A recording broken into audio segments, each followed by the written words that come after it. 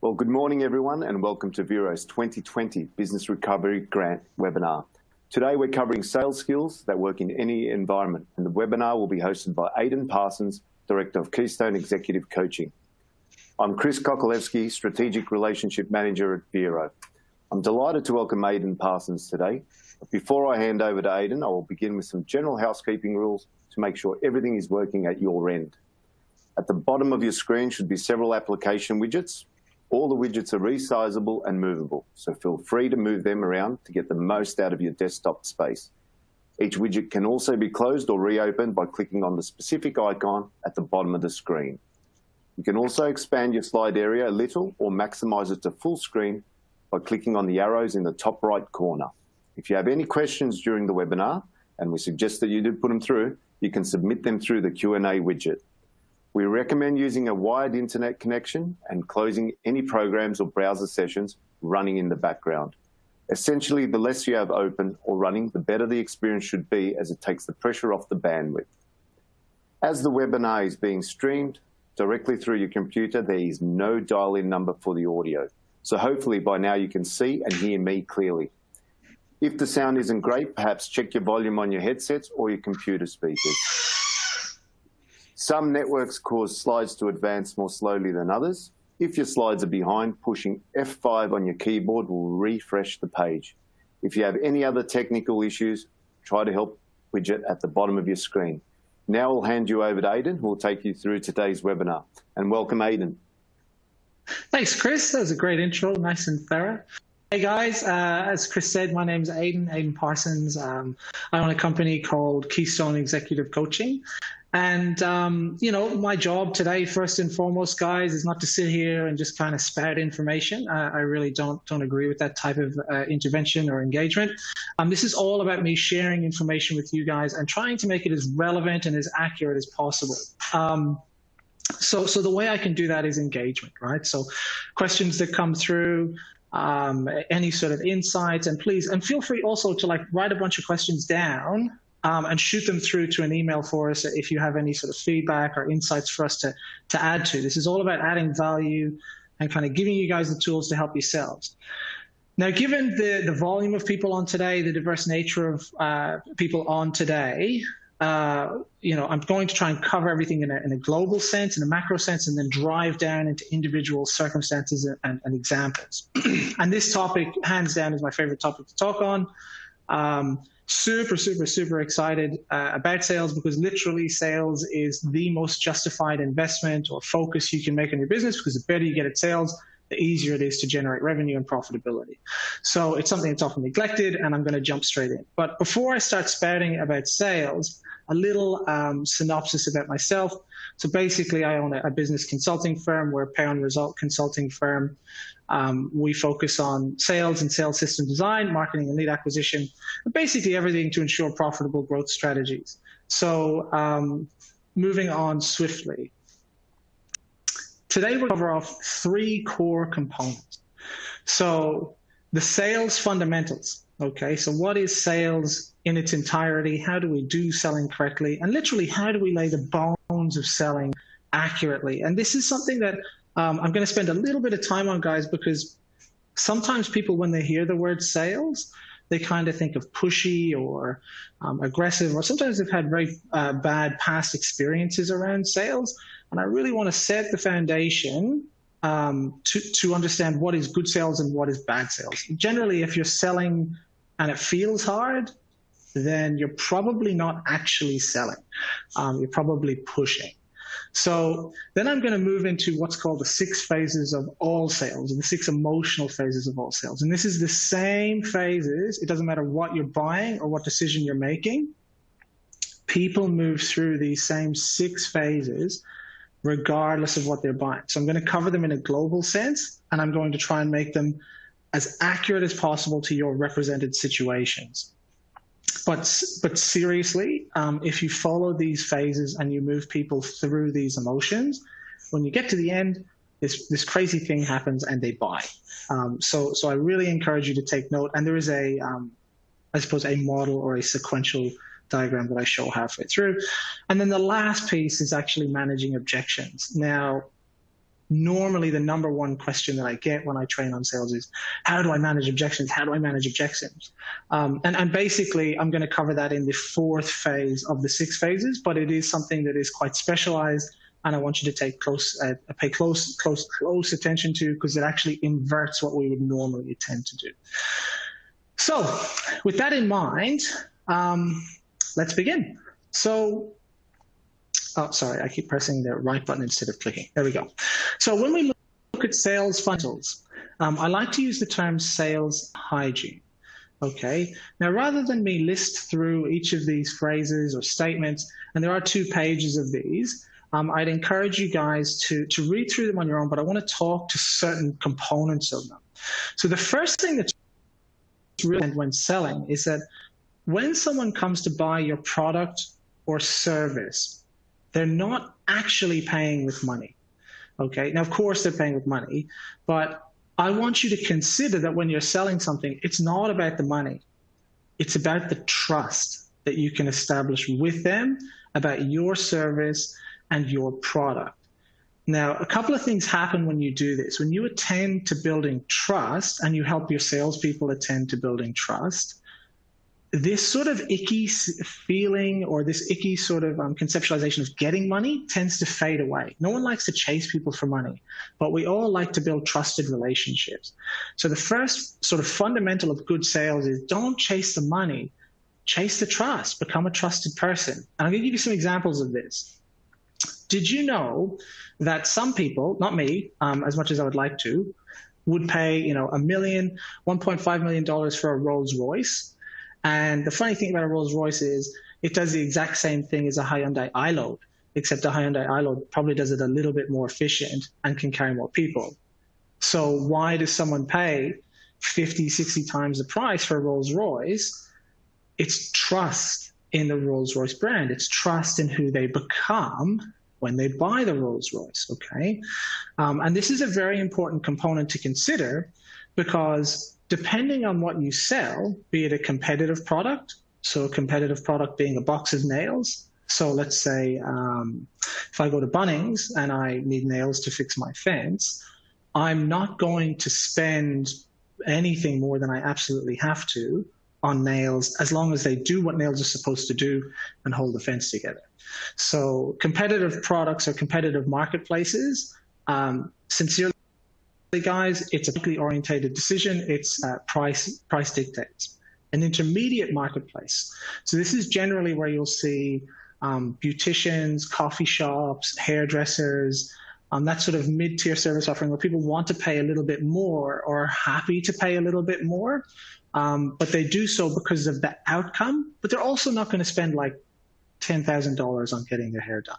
So an intermediate service offering is where you have an equal sort of balance of a logical need for price satisfaction or number satisfaction and an emotional desire for the outcome. And the last marketplace is a value marketplace. And the value marketplace is your Rolls Royce, is your artwork, is your Rolex watches, that sort of stuff. And this is where people don't actually buy the thing for what it does at all. They buy it for who they become as a result of buying it. So if you look at a Rolex, you could pay 50 grand for a Rolex, and it does this crazy thing where it just tells the time like everything else. It's actually bananas when you think about it. But people buy it because of who they become as a result of buying it, and they trust that they become that individual as a result of buying it.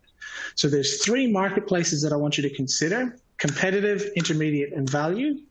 All of them are orientated with trust, and competitive is logically building trust. Intermediate is about a 50-50, so logic and emotion to build trust, and then value biased towards heavily biased towards outcome. So as we look at this, guys, the thing I want you to really understand for yourselves as we start to move forward is what is my market? Where do I sit? So the third bullet here is a very important one with sales hygiene, is that people aren't buying our thing. They're not buying the watch, or they're not buying the apologies, the beauty treatment, they're buying the outcome of it. They're buying who they become as a result of purchasing it. So when you look at this from a sales hygiene perspective, we might feel inclined to talk a lot about what we do or what we're going to do, but really what we need to be doing is interviewing the buyer as to what they're going to get from it. And other important points here is if it feels pushy, you're probably being pushy. And lastly, this specifically, if you take the time to thoroughly explore whether or not you're a fit for the person you're speaking to, it's actually a great way to establish trust in the individual. So rather than listening through all these, as I said, I'm going to speak on a few of them, and I want you guys to just buy in and just kind of consider which ones are relevant for you. As we look at the next slide, it's important to know that a lot of people will come to you and say, hey, can you tell me the price? How much does it cost to get something? When that happens, guys, when someone says, hey, can I have the price? What's usually happening is they're trying to make an entirely logical decision around what is an emotional and logical decision that's required to move ahead. So if you only ever satisfy the logic, there's no emotion present, there's no outcome present, and subsequently the person won't necessarily be motivated to purchase. So if someone comes looking for the price, my rule of thumb is don't give them the price until they get to the fifth phase, which I'll disclose later. A very important one in this, which is a rule that sits in all my office buildings or all my sales offices, is from a meeting, book a meeting. So FAM BAM is if someone says, yeah, great, I'll have a think about it. From that meeting, book a meeting to follow up. So you're not allowed to let them go, because then what ends up happening is you fall into this horrible circumstance of, I suppose, unsolicited follow-up if someone doesn't answer the first phone call or first email. And last point I want to make on this is rule of thumb. If you can get someone to talk about what they want from what you do, they are buying it. You don't need to talk more than they're talking. You simply just need to help them talk about what they're going to get from speaking with you or engaging with you. So why do we look at sales hygiene? Sales hygiene is literally the parameters to establish healthy, clean, effective, flowing sales. 9 times out of 10, if I come into a sales team, if you establish those principles that were on the past 2 slides, you will see increased conversion rates immediately. And lastly, it just takes all the guesswork out of it. It makes the follow-up easy. It sets the parameters of the sales relationship. It makes sure that when you're trying to run a lean cost of sale, that it's not costing you a lot to win a sale. Everything just starts to hum and be clean. And guys, just because I've got 12 or 15 sales hygiene points, there are more, and I want you to reflect on what are the ones that are good for you. And the way I would like you to do that is go, what sales were easy for me and what sales were hard? So that being said, let's discuss the economy of trust. So as I referenced, people don't pay you with money, they pay you with trust. So I want you to think of it synonymously. Trust is money when you're selling something. If I could give you a watch and I could tell you it's $50,000, but you don't trust my watches, they mean nothing. So you pay me any money for it, probably. The more trust you establish, the more money you will get, or the more challenging purchase you will close. So if someone is quite a hard sale or someone's quite a thorough buyer, the more trust you have, the easier it is to close that person. Outcomes and the outcome that the client gets from working with you or buying from you is more important than what it is that you do. So I really can't stress this one enough, guys. We have to establish the outcome that they want from our thing, not an understanding of our thing, okay? When we sell, sales is an emotional decision towards that same outcome. So I'm emotionally invested in the item or the car or who I become from wearing the watch or getting my hair done or whatever it happens to be. And then that is underpinned by a logical representation of something that makes sense, of understanding the product then. If you personally are congruent, and I'm going to explain what I mean by congruent. If you are aligned, understood, comfortable, confident with your product and how you know it's good for someone and how you know it's not good for someone, that builds an immediate representation of trust through authenticity and integrity. So you'll often see, I have this point in here, if you have a new person work with you, people kind of hurry to get them on the sales bandwagon or get them to the front desk to like refer people through to a particular product. That person must fully understand what it is that they're engaged in, because then if they don't, they will not be integrous in the offer. And lastly, I have this point in here, start selling with ice cream. Because everything I've talked about right now is quite sort of, it's macro level, it's kind of high level. And I want to give you a really, really, really clear example. Is if Chris and I decide to jump out of the office and go down and get an ice cream. We're going to walk up to the ice cream. We're going to walk up to the ice cream vendor. And basically what's going to happen is he's going to ask me a question. And it's going to be something to the effect of, what type of ice cream would you like, Aiden? And then I do this great thing where I tell him what I would like. I would say, I would love 2 scoops of rum raisin, please. And then he says, you can have 2 scoops of rum raisin, puts it in a cone and hands it to me. Now, at that point, I would almost want to have rocks in my head to refuse the ice cream. It's very important to consider this. If we can ask someone what they want, they tell us what they want, we offer it to them, it's almost impossible for them to say no. Okay, so Chris, what type of ice cream would you like? I'd like 2 scoops of raspberry ripple. Great, here's 2 scoops of raspberry ripple. It's almost impossible for him to say no. So start with simple, okay? And the other thing the ice cream vendor doesn't do is he certainly does not start to use his own language.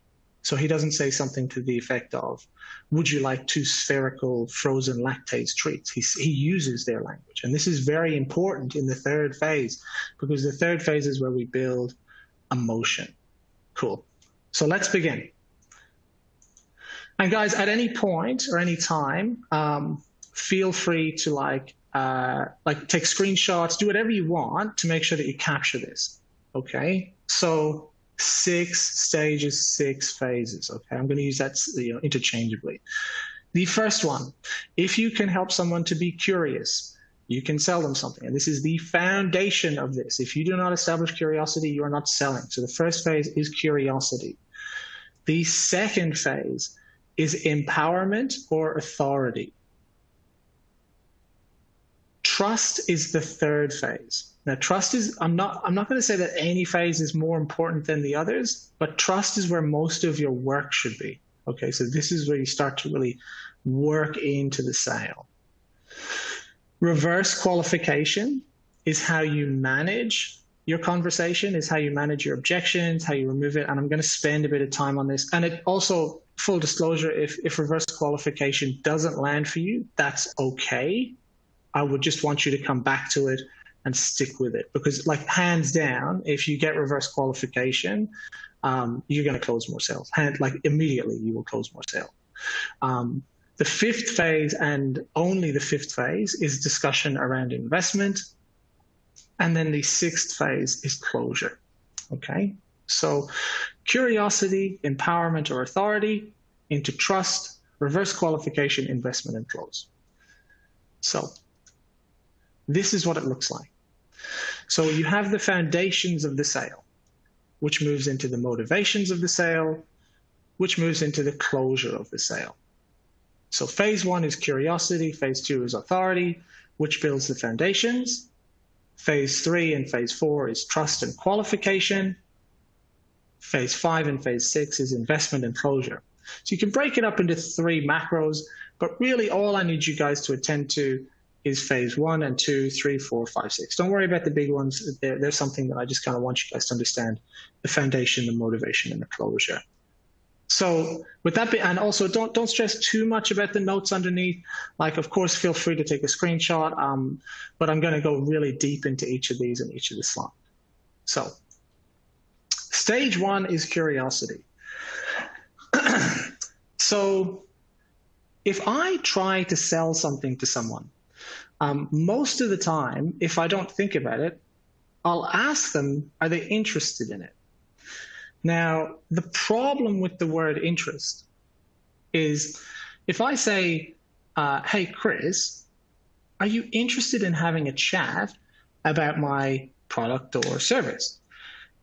For Chris to agree to that, the challenge that Chris has is he may not necessarily have interest in it. For him to say, yes, I'm interested in something, he has to be pretty committed to it, and he might not know enough about it. So, and all we're really doing in the first phase, guys, is we're not asking them if they're interested. We're trying to ask, hey, can I talk to you about this and see if it might be something that would work for you? Like, that's literally what we're trying to say. We're trying to open a sale. Whereas if I say, are you interested? I'm almost trying to close it early. So for me, I just don't even use the word interested.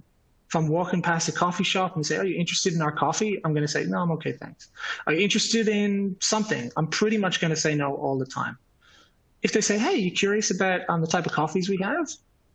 A lot of the time, guys, I can be curious. I'll say, yeah, I suppose I'm curious. And the other thing that happens with curiosity is safe. You can be curious about something and not obliged to buy it. Okay? So I'm going to really build on this now, because establishing a clean expectation of curiosity establishes a sound foundation of sales. There is nothing worse than if someone is being sold to without realizing they've been sold to. It's the worst. So you must not skip the curiosity phase. So what happens? Curiosity opens the sale. And after curiosity is open, the world is your oyster, but do not skip it. So if someone walks into your store, or whatever the engagement happens to be, or say you receive an inquiry through your website, you're not going to pick up the phone and say, hey, are you curious about our goods and services? That's never going to happen. Okay. But what's going to happen is you're going to have a chat, learn about them, literally just, shoot the breeze. And once you can see whether or not, once you feel motivated to ask, are they interested? Don't ask interested, ask curiosity. And it sounds like this. Okay. Okay, so I seem to hear what's going on here. It sounds like you're having a little bit of a challenge with A and B. Look, if you're curious, we might be a fit. I don't know if we are, but it might be worth taking a closer look. Would that be okay? At which point we get a A-B answer. We get a binary answer, which is yes or no. If it's a yes, great. We can have a conversation about whether or not we are a fit. If we get a no, don't sell. They're not ready to buy, so put them in the future bank account and ask them, great, well, how else can I help you? Do not push past someone if they give you a no. Key components of what makes curiosity phase work really well, guys, is cheerfulness, easygoingness, authenticity, integrity. So if you're playing along at home, I want you to ask yourself a question: how would I ask customers to see if they wanted to take a closer look, and use the word curiosity? So maybe if you're a hairdresser, you could have a conversation with them and you could say, hey, so what brings you in today? Oh, you've got a wedding, or you just want to get your hair done. Well, look, we have a couple of different options. If you're curious, we could see which one might be a fit for you. I'm sure we could find the right one. We don't even worry about what the product is. We worry about whether or not they are curious. Okay. This then sets a foundation of safety to then explore the product, have a conversation about how you can help them. And lastly, guys, I do a really sort of sneaky thing here, I suppose. When I'm saying, are you curious about my services? I say, are you curious to see if the services are a fit? Okay. Now, I almost 100% of the time include that word fit, because what it does is it puts a conditional decision matrix into this. So it's fit for us as much as a fit for them. Okay. So let's say that if I'm having a conversation, I'm sure as you can tell by my hair, I'm probably, not a hairdresser. But let's say that I am a hairdresser. God forbid, my poor clients. I have a conversation that, would you be curious to see if my products might help? It's a little bit more commitment-y. You can feel it. Would you be curious to see if, some of what we do would help? Whereas if we ask, would you be curious to see if some of the products might be a fit for you? I'm sure we could find something. It just lowers that risk. It lowers that commitment to something that they don't understand. So I always include the fit. Now, I have this in quotation marks. Sounds like we might be able to help. Would you be curious to see if we're a fit? Feel free to just use that straight away. You don't want to script it, but I'm not going to say no. You want to be able to use a variation of that to have the same question roll off their tongue. And you will find yeses go through the roof. All those sort of 50-50 guys that come in or kind of have a chat and they're like, how much is it? And let's just say someone says, how much is it, right? And they just straight away, you pick up the phone and go, how much is this thing that you have? Don't give them the price. It sounds like this. Yeah, so look, the price is actually, it's variable on a lot of things. So, I really don't know a lot about you, but, if you're curious, we could have a chat and see if it's a fit.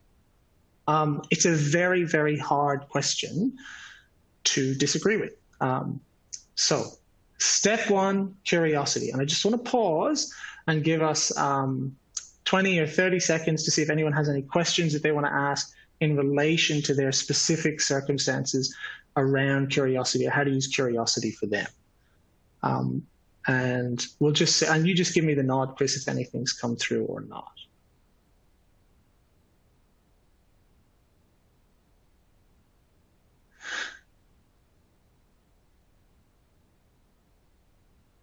Okay, perfect. So no questions as of yet, but what we'll do is we'll run through to the end and punch the Q&A.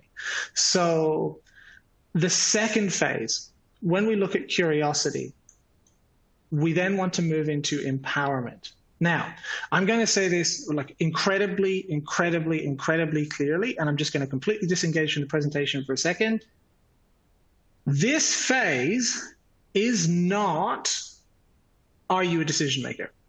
Okay, we are not asking, are you the decision maker? That does not happen here. You never ask that question, okay? We never, ever, ever ask that question ever, okay? So it can sound like that, but if you notice very carefully, it's a very carefully worded question that gets us that answer without asking it, because it's a complete rapport and trust destroyer. If you walk in to a jewelry store, let's say, and someone says, hey, you're curious to look at our watches, they might be a fit. And you say, yeah, that'd be great. And that person says, okay, are you the decision maker? It's gone. Sale is gone. You're never going to trust that person again. So why do we do stage two? It makes sure that people can't say this later. I need to talk to my wife. I need to talk to someone about it. I need to go away and talk to someone about this and then not want to buy it. It's make sure that that can't happen. Key components of this phase is it must be very, very, very authentic and very, very, very clear. If it's clear, it can be understood, and if it's understood, it can be trusted. The third point is it sets an expectation to sell. Okay, so it sets the expectation of a sales conversation in a hygienic fashion. And if you don't get it, if you don't get the answer we're looking for here, do not proceed. Okay, it's pretty much the same with everything, but if we don't get a positive response here, don't succeed, or don't proceed, sorry. And let's say if we can't make a decision now, we book for later. Okay, so I'm going to give this to you guys. The way I like to train this is I actually give you what it sounds like. Feel free to take a screenshot of this one and make sure that you have this statement. Okay, great. So assuming we're going to take a look at this, I think it would be very, very important for me to really understand everything that's going on here. I don't like to, shoot from the hip and make roundabout suggestions. Should we have a look at anyone else involved in this? So should you have your business partner? Should you have your partner? Should you have whoever it is involved in this? If they say, yes, I do want someone involved in this, rebook the conversation. You cannot close a sale today. Okay, so you say, great, let's book a time for me, you, and the GM, your husband, your wife, whoever it needs to be. Book the time with them, and then all you do for the rest of that time is make the best friend possible. You just be super friendly with them. If they say, no, I'm on top of all of this, great, so you're the shot caller with all of this stuff. Great, you're the decision maker when it comes to this sort of stuff. Great, so you know the blah, blah, blah, blah, blah, blah, blah with this sort of stuff, okay? And we assume that they're the decision maker, okay? So I'm gonna do it again. So someone walks in to my hairdressing studio. I talk to them a little bit about it. Turns out they want a change of color. Maybe they're looking for something new. They're starting a new job and they want to look very smart. I said, well, look, if you're curious, we have a bunch of different things we could do. It might be a fit. Do you want to have a chat about it? They go, yeah, that'd be great. Cool.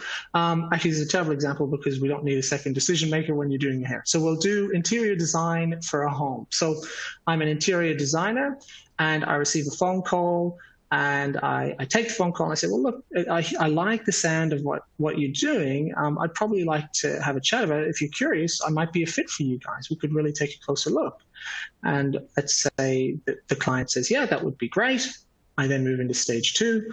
Great. So if I'm going to really take a look at this, I want to make sure that I fully understand the project. I want to make sure that I really deliver as I'm supposed to.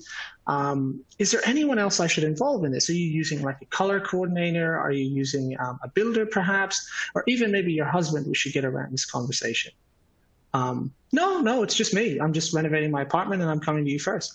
Great. So you're the decision maker with all things big and small then. Yep, totally. And the foundation for selling is clear, okay? We do not skip this. I personally have skipped this, and I have just watched sales walk away. Like if someone says, I have to go and talk to someone about it, the probability of the close goes, like it literally just falls off a cliff. Like you have to avoid it at all costs. So moving on to the third phase, which is the trust phase. Okay, now I said that there's no phase more important than another phase, but guys, this phase is where you do your work. Okay, so it's not all just nice and friendly fluff, it's work. Okay, so I'm going to use the metaphor here, building the house. Okay, so if I built you a house, and it was like a bomb shelter. It was so strong and so understood, but it was boring. It was just straight concrete. And it was cold and there was nothing nice about it. You're not going to buy it, okay? It's too logical, okay? If I build you a house and it looks extraordinary, it's beautiful, it's stunning, it's the house of your dreams, but structurally it is completely insufficient, okay? You're also not going to buy it, because it will literally fall over the moment any pressure comes against it. This is a sale that is far too emotional. So when you sell, you build the house, you build the outcome, and the outcome must be relevant in terms of logic, so structurally sound, sensible, and emotion, outcome orientated, motivating, meaning something to them. If we don't have a healthy symbiosis of that, so a healthy pairing of that, the sale will not go ahead. Now, disclaimer, everyone will communicate in their own preferred modality, okay? So I'm actually quite an emotional salesperson. I like to get involved with what's selling. I like to get quite excited about it and really understand why people want to work with me. What I do is quite exciting because, you know, we grow businesses, it's fun, right? So I kind of like to get around it. Conversely, if I don't put logic in though, it feels great, doesn't make sense, no one's buying it. We've all seen this stuff, you know, make $1 million overnight with this thingy and make $100,000 overnight with that thingy. It's just not going to happen. So if it doesn't make sense, it doesn't matter how good it sounds, no one's going to buy it, okay? So I'm going to give you a sound bite for this, okay? Rule of thumb, this is where about 60% of your work should involve in the sales conversation. You can have this as a standalone conversation. Let's say that if you're an interior designer, you would go phase 1, book a site visit, stage 3, stage 4, stage 5, stage 6. If someone's at the front desk, it could happen just in one 15, 20-minute conversation. But it sounds this. If I was to really nail this project, if I was really to, so I suppose, do my job correctly, what would that look like? How will I have known my job is done correctly? And what we're going to get from someone is this. Well, I would know that we've achieved A. Or, oh, it'd be great if we could get AB. Okay. Now I'll give you an example. Let's say that I'm selling sales, right? Right. So there's a bunch of different ways to teach sales. There's a bunch of different ways to do sales. But ultimately for me, I need to know how this is working. Like I need to know what I need to do to make sure that this sales conversation is correct. What does it have to look like? And they'll say, oh, well, if we could see our sales conversations improve by at least 5% in the next, that would be phenomenal. Great. So what I have when they say this to me is a clear, concise statement of outcome from them. Okay. Now, if I tell you something I want, okay, so if I say, I want a, let me think, I want a tall glass of iced water. Okay. As I describe that, I can almost salivate thinking about it. I go, ooh, I'd love a cold beer. You know, I go, ooh, that would be yum. Okay. Now, if someone turns around and say, would you like hydrogen dioxide sub 6 centigrade? It doesn't have the same feeling. Okay. And I lose the emotion. So when we ask someone what we want, then we get the outcome. We get the emotional outcome. So as I articulate back to them what they tell me they want, they feel the same emotion, but this time from me. So what do you really want from interior design? Oh, well, to be honest, I want our home to be something that we're proud of.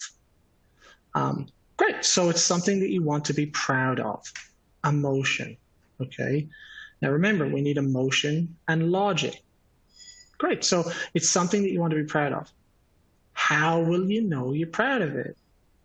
Oh, well, when we have people come into our home and compliment us, like really, I want like a wow factor when someone comes in first and we get compliments. I suppose that's how I'll know. Okay, great. And I'm going to play it back. So what you want is a home that you're proud of, but really you're going to know you're proud of it when people come in, and I suppose every now and then you're getting compliments, specifically when they come in the front door in that entryway. That's what you're looking for. Yeah, that's what I'm looking for. Cool. What else? What else would you like? And we build it again. We build a second story, and we build a third story. Okay.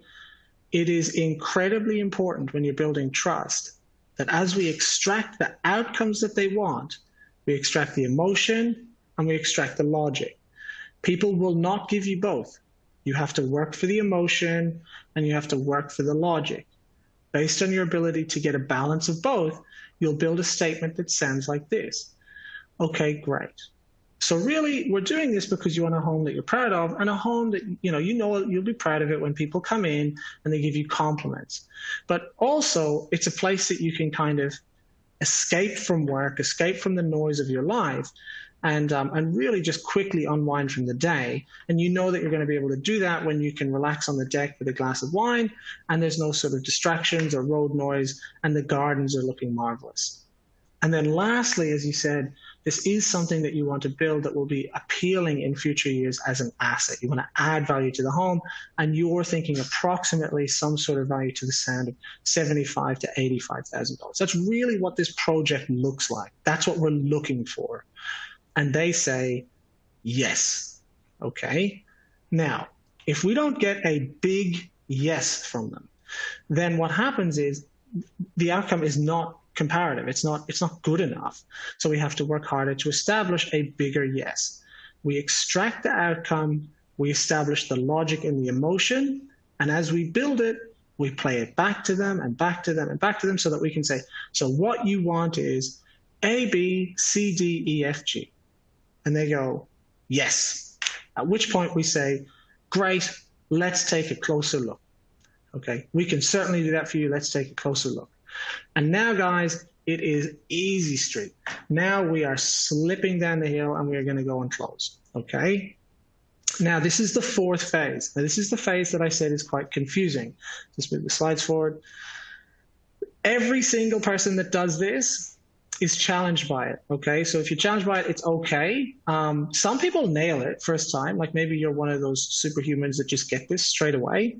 But the easiest way for me to kind of explain this, guys, is follow the process. Part 1, part 2, okay? If someone has an objection, I don't want to do it now, I don't want to spend a lot of money on this, I want to look at competitors, whatever those gross objections are, we can usually suggest that they're going to come up pretty consistently, right? So you know the objections you get in what you sell. You can also kind of feel them as the sales conversation builds through. So really, really simply, if we feel an objection is coming through or is going to be a case, we reverse qualify it immediately after the third phase. So it sounds like this. So what you want is A, B, C, D, E, F, G. Yes, that's what I want. Great, let's make sure we can do it. Bang, reverse qualifier. Like, I mean, immediately reverse qualifier. And the reason why we do that is they are very invested in the third phase, and that stokes the fires of the fourth phase. So it sounds like this. Part 1, stay with me, okay? Tell them why you think their objection will be an objection before they bring it up. So if you think someone's going to say, oh, I don't want to do it now, I want to do it later. Okay. Part 1 is you jump the bullet. You say, okay, so you don't have to do this now. You could do this anytime. You could do this 12 months from now. You could do it 5 years from now. And you say why their objection is a real objection. Okay.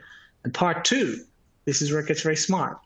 You ask an open question as to why it's not a problem. So watch this. So what you want is A, B, C, D, E, F, G. Yeah, that's what I want. Great. So look, we could do this anytime. Why do you want to do it now? Oh, I want to do it now because, boom, and they hit the answer. Okay. The closer we are to that third phase, the more probable we are to get a positive answer. I'll give you a really nice ice cream example. Oh, what type of ice cream would you like? I would like Raspberry Ripple 2 scoops. Great, here's some Raspberry Ripple 2 scoops. You could actually have this anytime. Why do you want it now? Well, I want it now because I just asked for it. Give it to me, right? So it's like the closer it is to that third phase, the more positive the reverse qualification will be. Let's say money, okay? Another one that everyone's scared of is, what happens if they say it's too expensive? Well, don't let them say it's too expensive. Jump on the bullet. Okay, look, there are hundreds of cheaper options out there. I can guarantee you I'm not going to be the most expensive, but I can also promise you there will be someone always cheaper than me. Why invest in this? Why spend money on this? Oh, well, look, I don't want to spend the world, but I know I've got to spend money to get a good product. Perfect. I'm so glad that you think that way, because we don't like working to tight budgets and making sure that we screw the job. So I can't stress that you have to be brave and face their objection head on and be on their side with it. You don't have to do it now. Why do it now? There are hundreds of competitors out there. You don't have to work with me. There's literally thousands of people. Why are you looking at me? Oh, well, we like your website and we like it. I can't stress how effective this is, because when you prime it, it's all like, can you imagine asking someone, look, this is going to take a lot of work. It's going to take a lot of focus. How ready are you to put the work into this? It's almost impossible for someone to say, I'm not ready to put the work into this. There's hundreds of competitors. Why are you talking to me? Oh, well, I wanted to look at everyone else as well. Like, it's almost impossible to say. So hang out here and build your vocabulary here. This is, I can't stress, reverse qualifiers increase conversion rates enormously.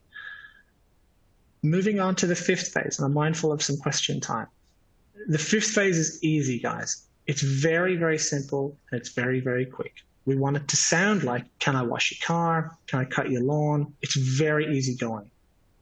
If we have a process, I say, okay, great. So the process for interior design is this, or the process for hairdressing or something is this. We just explain it, and then we say this. Would an investment of price be reasonable to achieve a home that you can be proud of, that gets you compliments when you walk in the door, and you know you can disconnect from the world outside and drive that profitability or the value of your asset up by $75,000 to $85,000. Does that sound reasonable? Okay. And what you're asking here is really simply, would an investment of price be reasonable to achieve what you told me you wanted? Okay. Reasonable, reasonable, reasonable. Investment, investment, investment. Two key words here. Would an investment of price be reasonable to achieve outcome? So I'll give you the whole soundbite. We want a house that we can be proud of. Great, we can definitely do that. So you could work with anyone. Why work with us? Oh, well, we've checked your website out. Cool. And look, we don't have to do this now. We could do this anytime. There's a pandemic going on. Yeah, we know there's a pandemic, but we also know that we're going to spend a lot of time at home now. So we kind of think now is the best time to do it. Cool, great. So we do this sort of process and this sort of process. Would an investment of price be reasonable to build a home that you can be proud of, that's going to increase the value of $75,000 to $85,000, and da-da-da-da-da-da. And it's that ice cream effect. It is very hard to say no to something after you've just spent the past 25 minutes telling them how much you want it and how much it aligns. We're not asking for payment. We're not telling them the price. We're not telling them the cost. We are asking, would an investment of price be reasonable to achieve outcome? Based on that, we assume we're closed and we say this. Have you any questions? Okay. At which point they're going to ask us all the questions they want, but we've assumed the close, and the questions are not going to be things like, how much is it? How does it work? It'll be things like, so what's the first step? How do we make sure this works really effectively? Can I see some testimonials? All that good stuff. We do not leave any loose ends, okay? Basically, if there is a way to get out, then they can get out. So book the appointments, send the invoice, explain the process, get them to do something, start the wheels happening, okay? The sooner you can get some form of payment, even a little payment, then the safer this is. They have something to lose, okay? Allow for other objections here. They really shouldn't come up. But let's say if they say, oh, I'm actually sick as well, so I might need to move at a different pace, have a conversation with them about it, acknowledge it. And objections, guys, are not bad things. If someone doesn't want to buy from you, they'll just ghost you. Okay. If someone shares an objection with you, they're sharing it with you because they want it solved. So work with them to solve it. But the key point in stage 6 is if there is a way to get out, they will get out. So pause and book the times, send the invoices, clarifying the processes. So what I want you guys to do now, okay, and we have more webinars, of course, each week, but I want you to modify this process for your product and your service, okay? Don't be afraid to shoot emails through. Don't be afraid to share it with your staff. Probably the core component is I want you to establish sales hygiene, okay? Once you've done this, you have to record your sales activity, okay? Like just rule of thumb, if you're not already recording sales activity personally or with your staff, you just need to do that immediately because that's the quickest way to lift sales. And ultimately, the key to making this work is leading the change within your team and practicing it. Like, as I said, we do pound result, right? So we do pound result business consulting. We know that it works when it's practiced, right? So we're not in the business of not hitting targets. So if someone doesn't have a sales system, they practice it, they record it, they install their hygiene, it works, okay? It's really, really simple, but it takes work. So, Chris, I'm going to hand over to you, brother, and I'm sure we've got a bunch of questions that have just rolled through. I saw some popping up, and we'll just start to shoot them from the hip. Perfect. A big thank you to Aidan, and a big thank you from all of us at Vero and the attendees. First two questions I will like to get out and into the audience is that the slides are available in the resource section of the webinar. And you can watch this again once you log in through your link, and it's there on the webinar on demand. But we definitely have some questions come in, and the first one's come through from Wes, and it was in relation to the curiosity stage. So the first part, will advertising be more effective if it's mainly aimed at creating curiosity? Yeah, great, Wes, awesome question, right? So basically, if you think of the sales piece, Sales is the final piece of what is a full trust equilibrium or a full trust equation. So definitely you want to be establishing curiosity with your marketing, definitely. And if you orientate your marketing towards curiosity and people becoming curious about your product, usually what you'll find is you get higher levels of engagement in your marketing, and subsequently you'll get higher lead throughput. So often we'll see a really good marketing campaign that's really awareness building, it really establishes good brand objectives and so on, but it's absent that question of, would it work for me? Or how does that work? If you're able to establish the curiosity, I suppose the mystery around it, you draw down engagement, and it does become more effective in different ways. So you make a great point, in different ways. So the short answer is yes, definitely, in conjunction with other really effective mediums, such as building awareness, helping people understand your product and what you stand for. Cool. Excellent. I hope that was great for you, Wes, as well. A question from Maureen. How do you encourage clients to return to face-to-face business? Considering the current concerns we've got with what's happening globally with the pandemic. Yeah. Was there a pandemic on? I never knew. Yeah. I'm joking. So, Maureen, I think, so Maureen, the short answer is you can't make anyone do anything, okay? So you can only help them to. So great ways to do this is literally to understand what it is that's getting in their way of face-to-face engagement. So rather than me, I don't know what you do, or I don't know your business or anything like that. So rather than me kind of saying hold an open day or something to that effect, I don't even know what state you're in, but I want you to think in terms of principle, okay? If someone's not wanting to come back to face-to-face, there's a justified reason for that.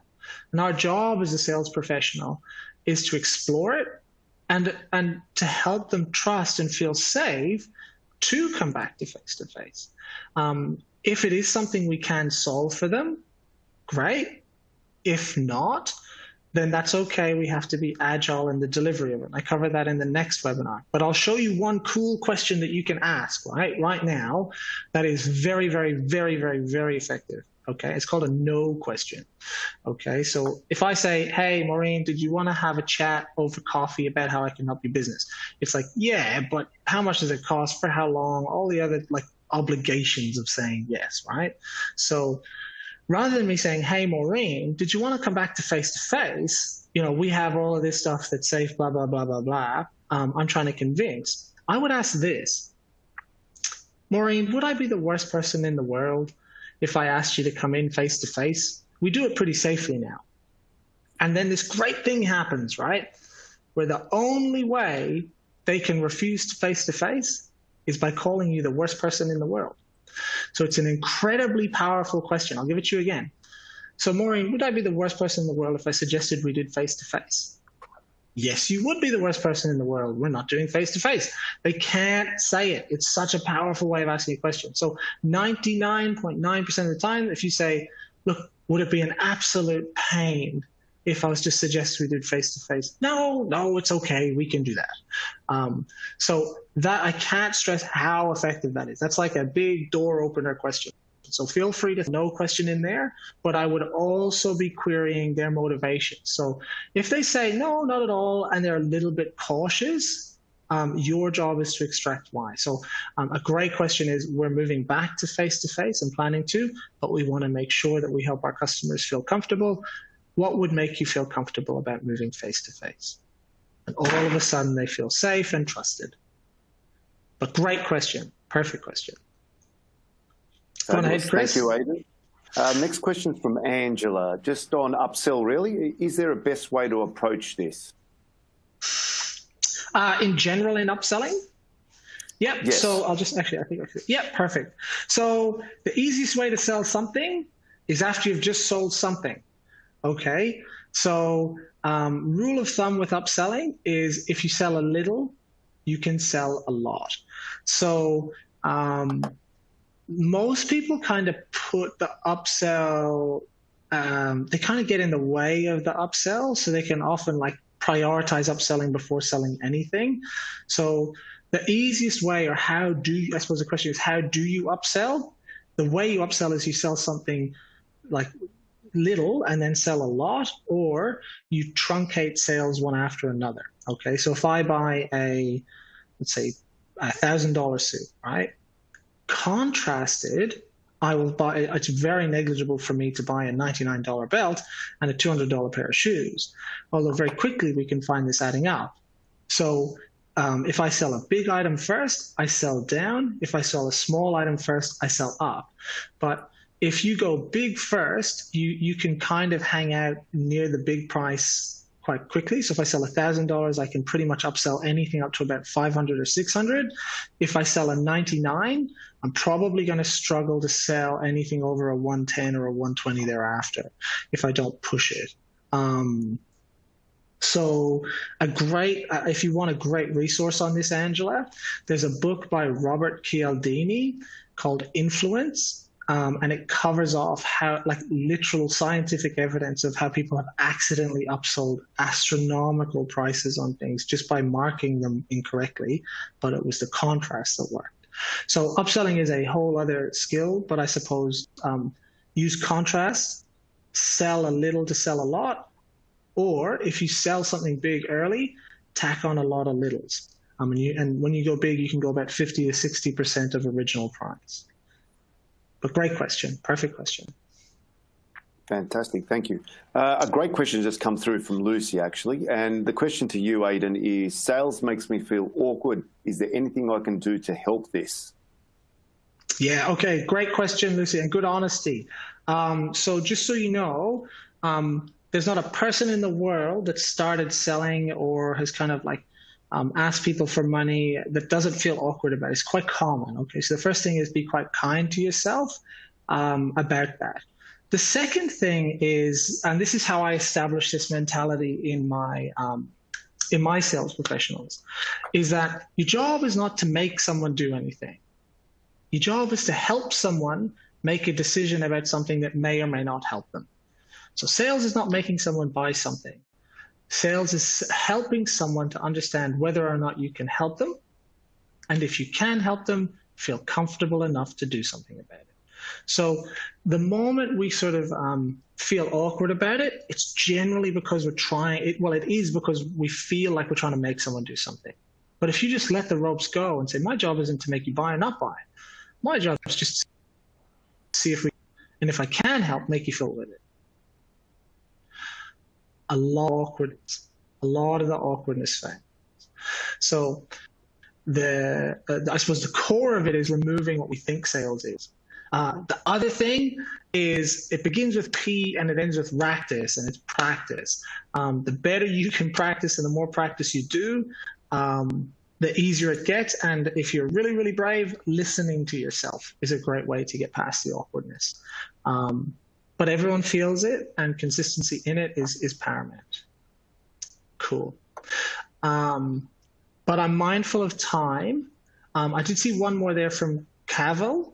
So the name of the author is, I believe it's Robert Cialdini from Influence, Cialdini. Great book. Like literally open it up on your tab right now. It's very much worth having a look at. But we're right on time. Perfect. Aidan, thank you very much. Look, the part that really resonated with myself was the trust section, and realistically is just understanding their buying criteria from our clients and what they're really looking for. But to all our guests out there, thank you very much for attending today. To Aidan, thank you for presenting. To all the staff that support the webinar, big thank you. Just note that the webinar is available in the resource section. There is also a link that will be emailed to you so you can access this again to watch at your own leisure. We are asking you to complete the survey that pops up at the end, as we value the feedback. It assists us with fine-tuning our webinar series to better deliver to your needs. Most importantly, we're looking forward to seeing you again on the 28th of September to continue with our Business Recovery Grant webinars. And the topic covered this time will be pivoting your business in times of crisis. Again, to everyone out there, and Aidan, thank you very much. And thank you from Vero. Pleasure. Thanks, guys. Great to see you. Thanks, Chris. Great hosting. And hopefully we'll see you all next week. See you, gang. Thank you. For now. Bye.